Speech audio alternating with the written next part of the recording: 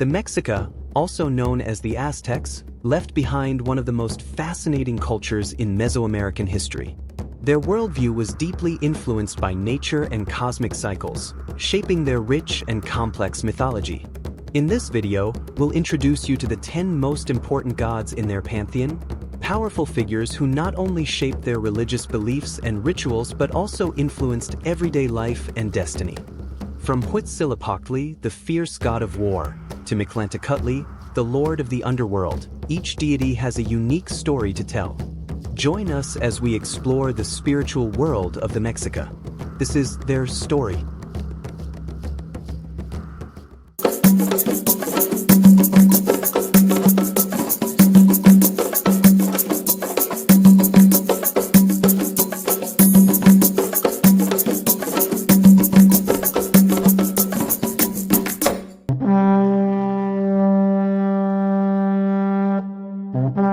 The Mexica settled in the Valley of Mexico and founded their capital, Tenochtitlan, around 1325 AD.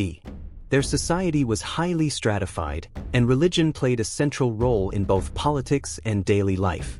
They believed the universe was divided into multiple planes, and human existence depended on keeping a delicate balance between them through rituals and sacrifices.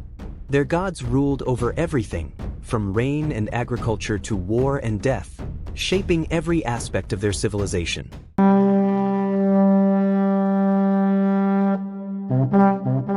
Huitzilopochtli, known as the hummingbird of the south or left-handed hummingbird, was one of the most important gods in Mexica mythology.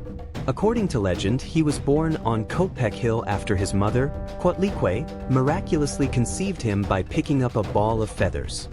The Mexica believed he was the divine guide who led them to their promised land, where they saw the legendary sign, an eagle perched on a cactus, devouring a snake, the very spot where they built Tenochtitlan.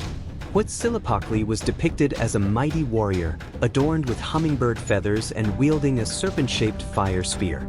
As the god of war and the sun, he required human sacrifices to stay strong. The Templo Mayor, the great temple of Tenochtitlan, was dedicated to him and Tlaloc, the rain god. In sacred ceremonies, the Mexica offered human hearts to fuel his energy and keep the sun moving across the sky.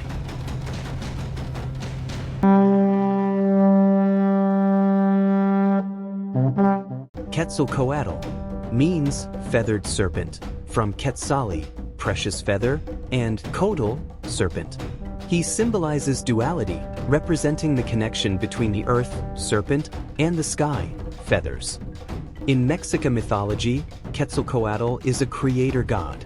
He is credited with creating humanity after descending into Mictlan, the underworld, to gather the bones of past generations and bringing them back to life with his own blood. He is depicted as a serpent covered in green and gold feathers, and he is the god of wisdom and fertility, with air as his element. The Mexica made offerings of flowers, copal, and symbolic sacrifices in his honor. His most important ceremonial center was in Cholula, home to the Great Pyramid of Cholula, which was dedicated to him.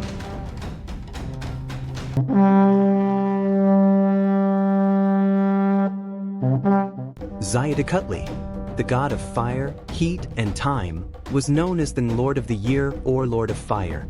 He was often depicted as a male figure with his face painted red and yellow, sometimes wearing a green feathered crown and carrying a brazier on his head or chest.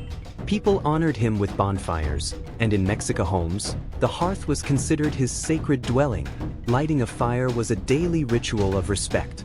Sacred ceremonies included offerings of copal, jewels, food, feathers, and animal sacrifices.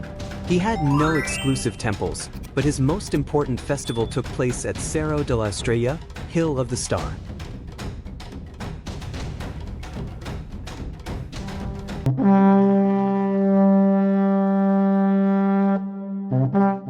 Tlaloc, known as the Lord of the Waters, Tlaloc was the god of rain and agricultural fertility. He was often depicted with fangs and large, round eyes. His element was water and storms, and the Mexica honored him with offerings of jade, seeds, and small figurines. The Templo Mayor in Tenochtitlan was dedicated to both Tlaloc and Huitzilopochtli, signifying his crucial role in sustaining life through rain and agriculture.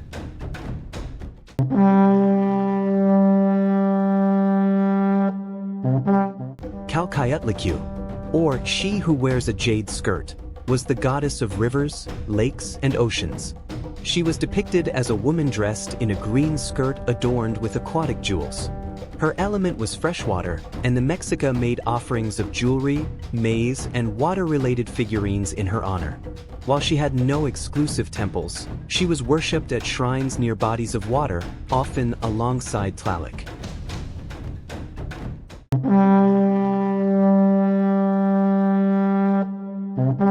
Quetzalcoatl, or she who is adorned with bells, was the goddess of the moon.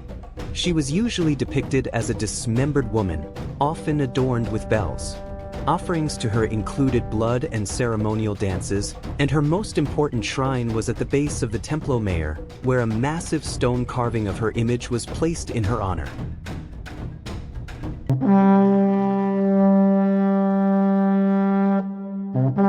Tonatiuh, known as the fifth sun, Tonatiuh was depicted as a solar disk with a human face at its center. He was the god of the sun, and the Mexica honored him in their sacred ceremonies by offering human hearts and blood. While he had no temples dedicated to him, he was worshipped at altars in public plazas. His most iconic representation is found on the Stone of the Sun, Aztec calendar stone.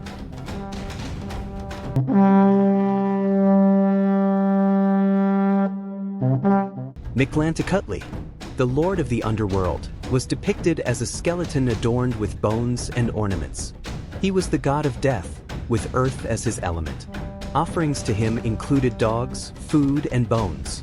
He had no temples or pyramids built in his honor, but he was worshipped in Mictlan, the underworld, and at funerary altars.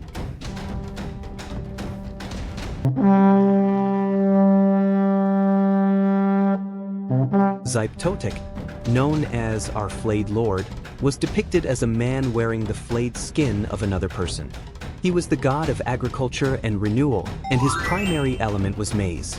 Offerings to him included seeds and flowers, and he was worshipped at altars in agricultural fields, though he had no dedicated pyramids or monuments.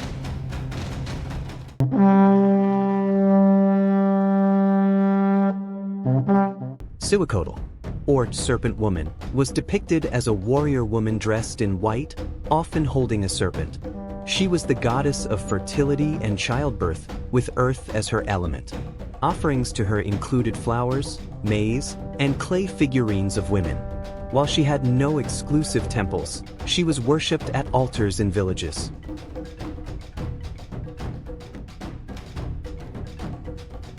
The Mexica gods didn't just represent forces of nature, they embodied the fundamental aspects of life, death, and spirituality.